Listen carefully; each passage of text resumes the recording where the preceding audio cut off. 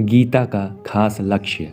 गीता किसी वाद को लेकर नहीं चली है, अर्थात द्वैत, अद्वैत, विशिष्टाद्वैत, द्वैताद्वैत, विशुद्धाद्वैत, अचिंत्य भेदा भेद आदि किसी भी वाद को, किसी एक संप्रदाय के, किसी एक सिद्धांत को लेकर नहीं चली है। गीता का मुख्य लक्ष्य यह है कि मनुष्य किसी भी वाद, मत, सिद्धांत को मानने वाला क्यों ना हो, उसका प्रत्येक परिस्थिति में कल्याण हो जाए, वह किसी भी परिस्थिति में परमात्म प्राप्ति से वंचित ना रहे। क्योंकि जीवन मात्र का मनुष्य योनि में जन्म केवल अपने कल्याण के लिए ही हुआ है।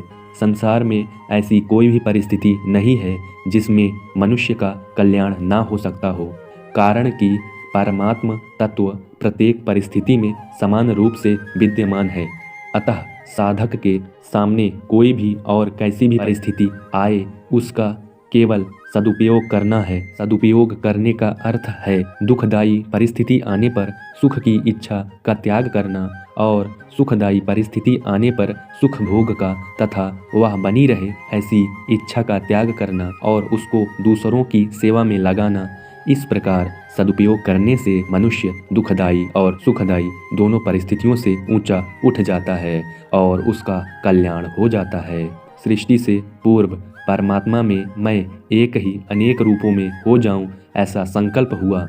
इस संकल्प से एक ही परमात्मा प्रेम वृद्धि की लीला के लिए, प्रेम का आनंद प्रदान करने के लिए स्वयं ही श्री कृष्ण और श्री जी अर्थात श्री राधा इन दो रूपों में प्रकट हो गए।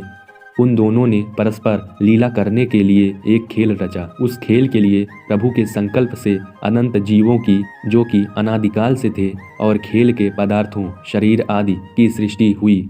खेल तभी होता है जब दोनों तरफ के खिलाड़ी स्वतंत्र हों।